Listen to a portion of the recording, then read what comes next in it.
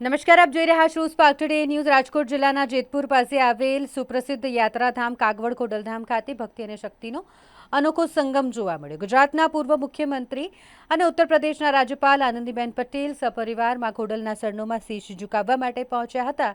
ખોડલધામ ટ્રસ્ટના ટ્રસ્ટીઓ દ્વારા રાજ્યપાલનું ઉષ્માભર્યું સ્વાગત કરવામાં આવ્યું। આ પ્રસંગે ખોડલધામના ટ્રસ્ટીઓ અને અન્ય અગ્રણીઓએ ઉપસ્થિત રહી તેમને આવકાર્યા હતા। ખાસ વાત એ છે કે અનાર પટેલને ખોડલધામ સંગઠનમાં મહત્વની જવાબદારી મળ્યા બાદ આનંદીબેન પટેલની આ પ્રથમ મુલાકાત છે। સાથે આનંદીબેન પટેલની સાથે તેમના પુત્રી અનારબેન પટેલ અને સમગ્ર પરિવાર હાજર રહ્યો। શાસ્ત્રોક્ત વિધિ વિધાન સાથે આનંદીબેન પટેલે મા ખોડલના શિખર પર ધ્વજારોહણ કર્યું। માના દર્શન અને વિશેષ પૂજા અર્ચના કરી તેમણે ધન્યતા અનુભવી હતી।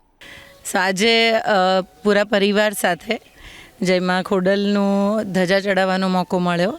બહુ વખતથી ઈચ્છા હતી કે આખા પરિવારને લઈને આવું અને મા ખોડલની કૃપા કે જેથી મને અહીંયા હોદ્દો મળ્યો અને હું ટ્રસ્ટી બની। એના પછી ધજા નહોતી ચડાવી, એટલે આજે મારા બધા પરિવાર, મારી બધા સંસ્થાના કાર્યકર્તાઓ અને અમે બધા સાથે આવી ધજા ચડાવી। એનો ખૂબ આનંદ છે। મા માટેનો ગ્રેટિટ્યૂડ વ્યક્ત કરવાનો મોકો મળ્યો।